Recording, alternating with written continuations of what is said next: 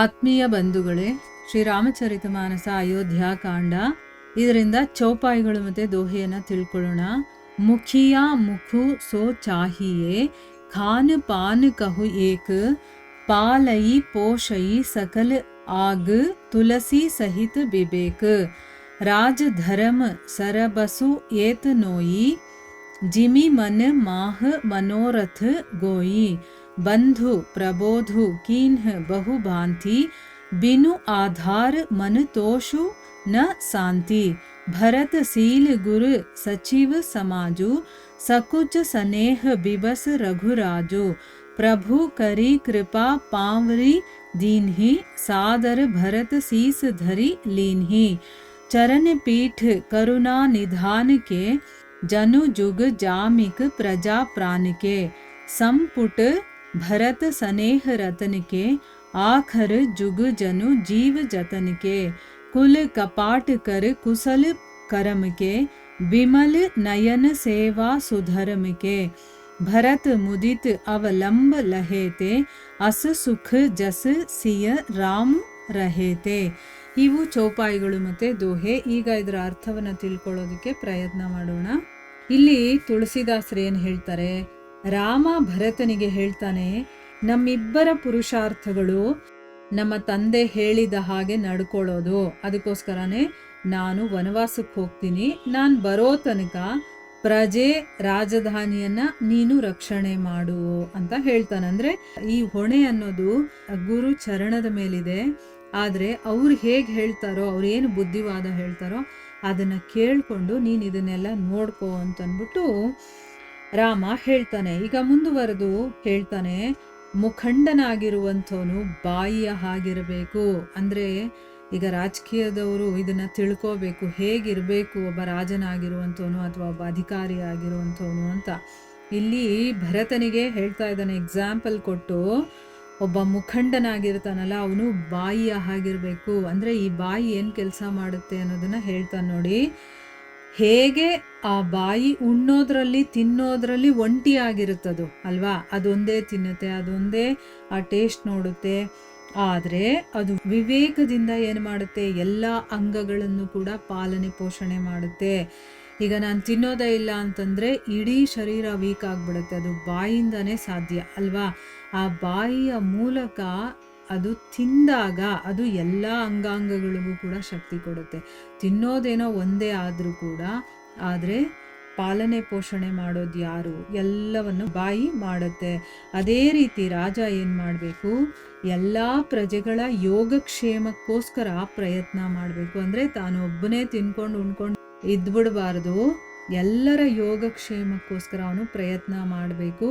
ಮನಸ್ಸಿನ ಒಳಗಡೆ ಮನೋರಥ ಅಡಗಿರೋ ಹಾಗೆ, ಅಂದರೆ ಈಗ ನಮ್ಮ ಮನಸ್ಸಲ್ಲಿ ನಮ್ಮ ಇಷ್ಟ ಏನಿರುತ್ತೋ ಅದು ನಮ್ಗೆ ಗೊತ್ತಿರುತ್ತಲ್ಲ, ಅಂದರೆ ಅದಿರೋದು ಎಲ್ಲಿ, ಮನಸ್ಸು ಒಳಗಡೆ ಅಲ್ವಾ. ಅದೇ ರೀತಿ ಶ್ರೀರಾಮ ತಮ್ಮನಾದ ಭರತನಿಗೆ ಬೇಕಾದಷ್ಟು ರೀತಿಯಿಂದ ಅವನು ಸಮಾಧಾನ ಪಡಿಸ್ತಾನೆ. ಆದರೆ ಯಾವುದೇ ಅವಲಂಬನೆ ಇಲ್ಲದೆ ಅವನ ಮನಕ್ಕೆ ಶಾಂತಿ ಆಗಲಿ ಅಥವಾ ಸುಖ ಆಗಲಿ ಸಿಗಲಿಲ್ಲ. ಈಗ ಮಾತು ಕೆಲಸ ಏನೋ ಕೊಟ್ಬಿಟ್ಟ, ಆದರೆ ಅವನಿಗೊಂದು ಆಧಾರ ಬೇಕು, ಅವನಿಗೊಂದು ಅವಲಂಬನೆ ಬೇಕು. ಈಗ ರಾಮ ಇಲ್ಲ ಅಂತಂದರೆ ಅವನಿಗಿರೋಕ್ಕಾಗಲ್ಲ. ರಾಮ ಇದ್ದ ಹಾಗೆ ಅವನ ಜೊತೆ ಏನಾದರೂ ಒಂದು ಇರಬೇಕಲ್ಲ, ಅದು ಅವಲಂಬನೆ ಅಂತಂದರೆ ಆಯಿತಾ, ಒಂದು ಆಧಾರ ಅಂತ ಹೇಳ್ತೀವಲ್ಲ, ಅದಿದ್ದರೆ ರಾಮ ನನ್ನ ಜೊತೆಲಿ ಇದ್ದಾನೆ ಅನ್ನೋ ರೀತಿ ಅವನಿಗೆ ಬೇಕಾಗಿತ್ತು.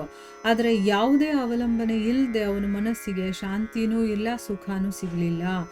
ಗುರು ಹಿರಿಯರು, ಮಂತ್ರಿಗಳು, ಇನ್ನೂ ಬೇರೆ ಬೇರೆ ಸದಸ್ಯರು ಕೂತ್ಕೊಂಡಿರುವಂಥ ಸಭೆಯಲ್ಲಿ ಭರತನ ಸ್ನೇಹ ಸೌಶೀಲ್ಯಗಳಿಗೆ ವಶನಾದಂತಹ ಶ್ರೀ ರಘುನಾಥ ಯಾವ ನಿರ್ಣಯವನ್ನು ತಗೊಳ್ಳೋಕ್ಕಾಗದೆ, ಈಗ ಹಿರಿಯರಿದ್ದಾರೆ, ಗುರುಗಳಿದ್ದಾರೆ, ಮಂತ್ರಿಗಳಿದ್ದಾರೆ, ಇವರ ಮುಂದೆ ನಾನು ಏನು ನಿರ್ಧಾರ ತಗೊಳ್ಳಿ, ಇವನೇನೋ ಕೇಳ್ತಾ ಇದ್ದಾನೆ, ನಾನು ಹೇಗೆ ಅದನ್ನು ಕೊಡೋದು, ಏನು ಕೊಡಬೇಕು ಅಂತ ನಿರ್ಣಯವನ್ನೇ ತಗೊಳ್ಳೋಕ್ಕಾಗದೆ ಅವನು ಸ್ನೇಹ ಮತ್ತು ಸಂಕೋಚಗಳಿಗೆ ಅವನು ವಶೀಭೂತನಾಗ್ತಾನೆ.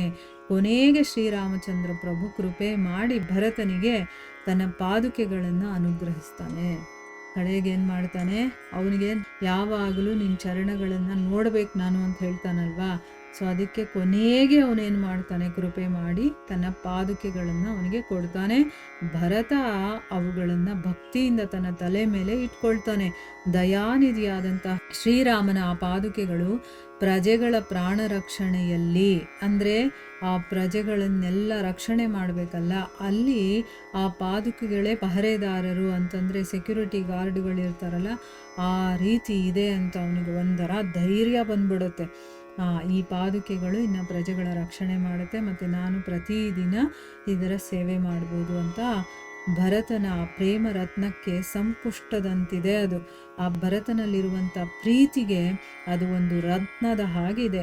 ಜೀವನನ್ನು ಉದ್ಧಾರ ಮಾಡುವಂಥ ರಾಮ ಅನ್ನುವಂಥ 2 ಅಕ್ಷರಗಳಿಗೆ ಪ್ರತೀಕವಾಗಿದೆ. ಆ 2 ಪಾದರಕ್ಷೆಗಳು ಈ ಜೀವಿಗಳನ್ನು ಉದ್ಧಾರ ಮಾಡುವಂಥದ್ದು ಯಾವುದು? ರಾಮನಾಮ. ಆ ರಾಮನಾಮದ ಪ್ರತೀಕವಾಗಿ ಅದು 2 ಇದೆ ಅಂತ ಇಲ್ಲಿ ತುಳಸಿದಾಸರು ಹೇಳ್ತಾ ಇದ್ದಾರೆ. ರಘುಕುಲದ ರಕ್ಷಣೆಗೆ 2 ಬಾಗಿಲುಗಳ ಹಾಗದಿದೆ. ಕುಶಲ ಕಾರ್ಯವನ್ನು ಮಾಡೋದಕ್ಕೆ ಅಗತ್ಯವಾದಂಥ 2 ಕೈಗಳಿದೆ. ಅಂದರೆ ತುಂಬ ಚೆನ್ನಾಗಿ ಕೆಲಸ ಮಾಡೋದಕ್ಕೆ ಅಗತ್ಯವಾಗಿ ಬೇಕಾಗಿರುವಂಥದ್ದು ಯಾವುದು? 2 ಕೈಗಳು. ಆ ರೀತಿ ಆ 2 ಕೈಗಳ ಥರ ಇದೆ. ಸೇವೆ ಅನ್ನುವಂತಹ ಶ್ರೇಷ್ಠ ಧರ್ಮವನ್ನು ಸೂಚಿಸೋದಕ್ಕೆ 2 ಕಣ್ಣುಗಳ ಹಾಗಿದೆ ಆ ಪಾದುಕೆಗಳು ಅಂತಂದ್ಬಿಟ್ಟು ಇಲ್ಲಿ ತುಳಸಿದಾಸರು ಹೇಳ್ತಾ ಇದ್ದಾರೆ. ಈ ಒಂದು ಅವಲಂಬನೆ ಸಿಕ್ಕಿದ್ದಕ್ಕೋಸ್ಕರ ಭರತ ಪರಮಾನಂದ ಭರಿತನಾಗ್ತಾನೆ. ಅವನಿಗೆ ಸೀತಾರಾಮರೇ ಸಿಕ್ಕದಷ್ಟು ಸಂತೋಷ ಆಗ್ತಾ ಇದೆ. ನೋಡಿದ್ರ ಹೇಗೆಲ್ಲ ಇರುತ್ತೆ ಪ್ರೀತಿ ಅನ್ನೋದು. ಈ ರೀತಿ ಪ್ರೀತಿ ನಮ್ಗೆ ಇದೆಯಾ ಭಗವಂತನ ಮೇಲೆ? ಇಲ್ಲ. ಈಗ ಅವನು ಬಂದಿದ್ದೇನಕ್ಕೆ ರಾಮನ್ನ ಕರ್ಕೊಂಡು ಹೋಗ್ಬೇಕು ಅಂತ, ಆದರೆ ರಾಮನಿಗೆ ತೊಂದರೆ ಕೊಡೋದಕ್ಕೆ ಅವನಿಗೆ ಇಷ್ಟ ಆಗೋದಿಲ್ಲ. ಅದಕ್ಕೋಸ್ಕರ ಕೊನೆಗೆ ನನಗೇನಾದರೂ ಒಂದು ಆಧಾರ ಕೊಡು, ನನಗೊಂದು ಕೆಲಸ ಕೊಡು, ನಿನ್ನ ಸೇವೆ ಅಂತ ನಾನು ಅಂದ್ಕೊಂಡು ಮಾಡ್ತಾ ಇರ್ತೀನಿ ಅದನ್ನು ಅಂತ. ಆಯಿತು ಅಂತಂದ್ಬಿಟ್ಟು ಪಾದುಕೆ ಕೊಡ್ತಾನೆ. ಮತ್ತು ಆ ಹಿರಿಯರು ಏನು ಹೇಳ್ತಾರೋ ಅವ್ರು ಹೇಳ್ದಾಗ ಕೇಳಿಕೊಂಡು, ಗುರು ಏನು ಹೇಳ್ತಾರೋ ಅದನ್ನು ಕೇಳಿಕೊಂಡು ಆ ದೇಶ ಮತ್ತು ಪ್ರಜೆಗಳ ರಕ್ಷಣೆ ಮಾಡುವಂಥ ಒಂದು ಜವಾಬ್ದಾರಿಯನ್ನು ಭರತನಿಗೆ ರಾಮ ಕೊಡ್ತಾನೆ. ಇಲ್ಲಿಗೆ ನಾವು ನಿಲ್ಲಿಸೋಣ. ಹರೇ ಕೃಷ್ಣ.